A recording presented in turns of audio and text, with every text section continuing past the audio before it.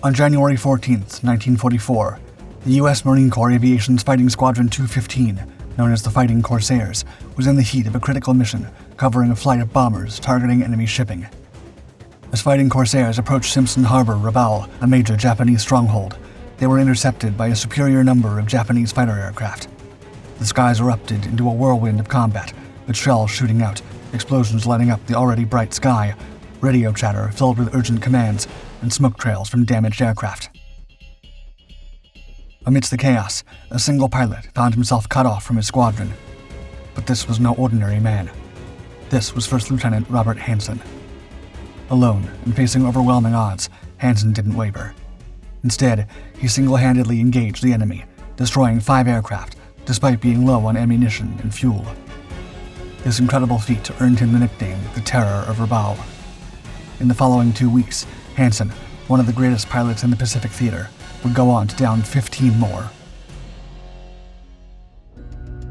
When Pearl Harbor was attacked in December 1941, Robert M. Hanson, born on February 4, 1920, was a university senior.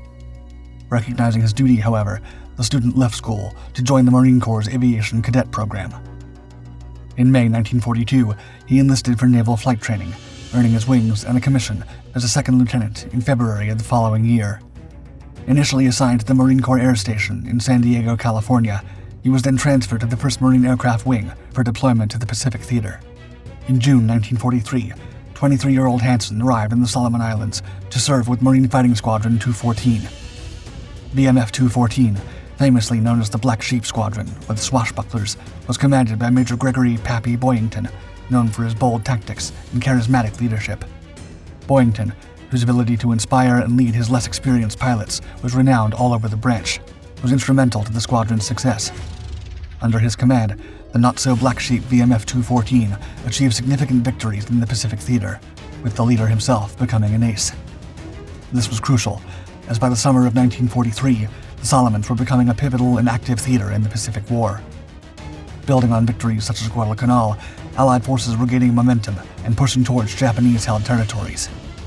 However, the Empire still had enough supplies to mount strong defenses, resulting in fierce battles. Fortunately for the BMF 214 and the U.S. Marine Corps Aviation branch as a whole, a new wunderkind had just joined their ranks.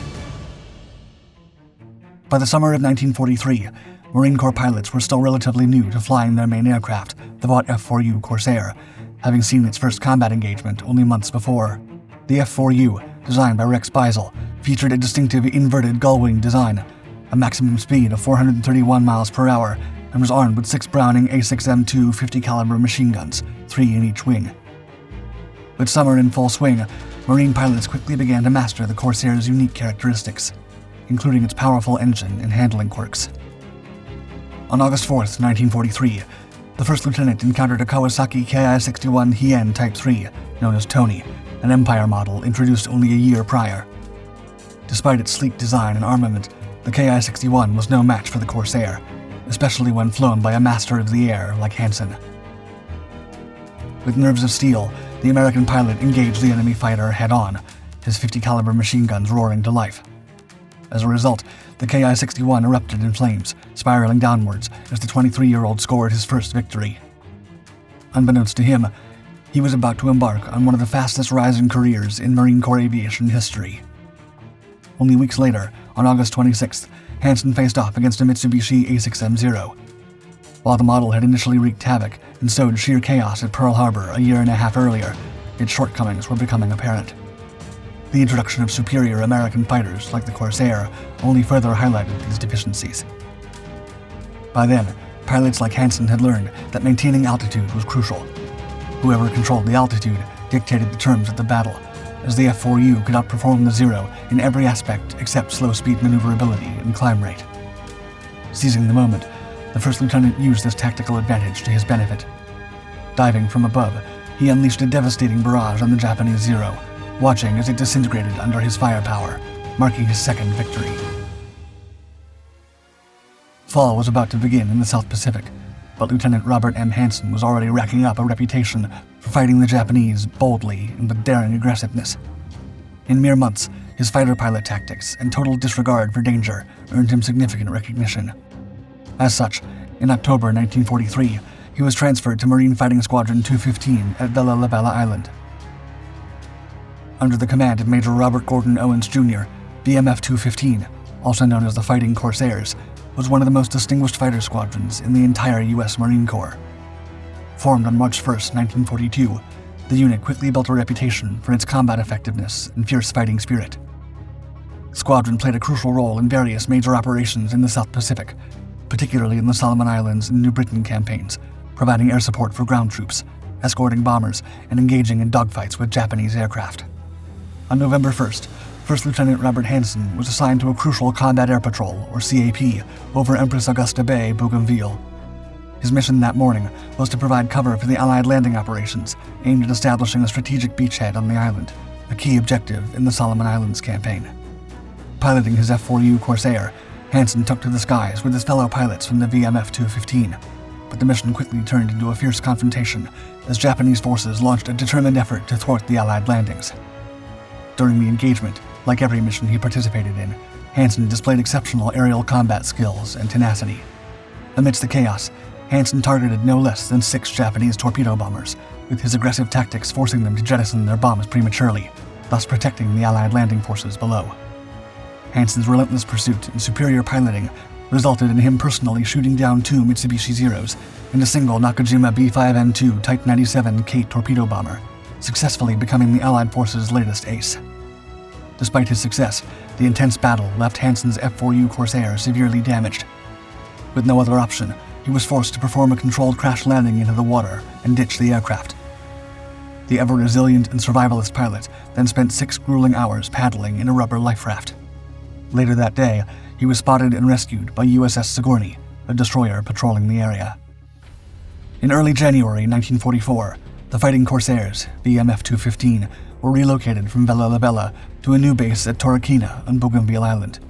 This move brought them closer to Rabaul, a critical Japanese stronghold. From this new position, Hanson and his squadron could launch more frequent and aggressive sorties against Japanese forces. It was here at Rabaul that Hanson's incredible hot streak unfolded. On January 14, 1944, Hanson was tasked with covering a flight of bombers targeting enemy shipping in Simpson Harbor. As they approached their target, the squadron was intercepted by a superior number of enemy aircraft, leading to a fierce aerial battle.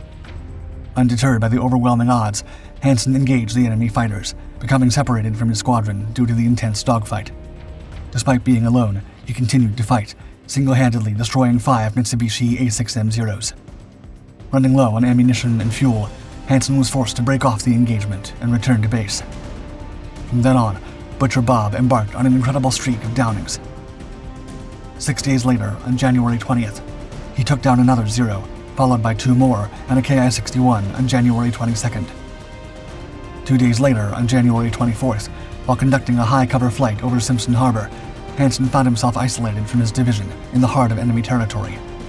Despite being surrounded and outnumbered, he once again engaged in a fierce lone battle against Imperial interceptors. Striking with precision and fury, he brought down 4 confirmed Zeros and a probable 5th. By then, his extraordinary aerial combat skills and a string of victories had made him the hottest pilot in the Marine Corps, earning him the nickname the Terror of Rabaul. And the victories kept coming. On January 26th, he took down 3 more Zeros and a probable A6M2, followed by 2 more Zeros and 2 Nakajima Ki-44 Shoki. Between the 14th and the 26th alone, First Lieutenant Robert M. Hanson achieved 20 aerial victories in just 6 missions.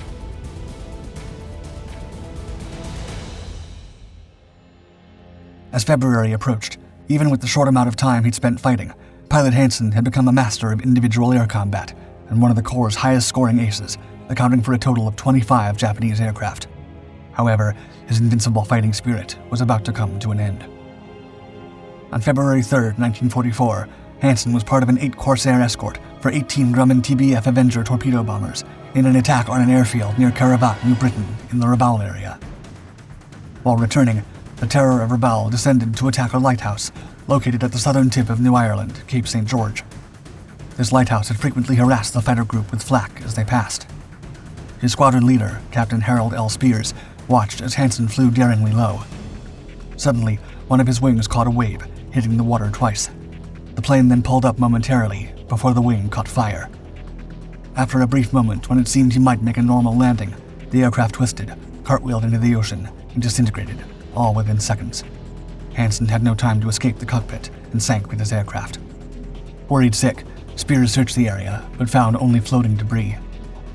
1 day shy of his 24th birthday, pilot Robert Hanson was declared lost in action. The tragic end to his short career happened only one victory away from tying the 26-plane record of Captain Eddie Rickenbacker set in World War I, which had by then been equaled by two other Marine pilots, Major Joe Foss and Hanson's old commander and teacher, Major Gregory Boyington, in World War II. According to Hanson's commanding officer, Bob Owens, the young man was, quote, the greatest and most daring fighter pilot imaginable. He did things no other pilot would dare attempt, and always got away with them. Overall, the U.S. Marine Corps' Aviation Fighting Squadron 215 produced a total of 10 aces during the campaign against Rabaul, shooting down 137 enemy aircraft in a mere 18 weeks aboard their F-4U whistling deaths.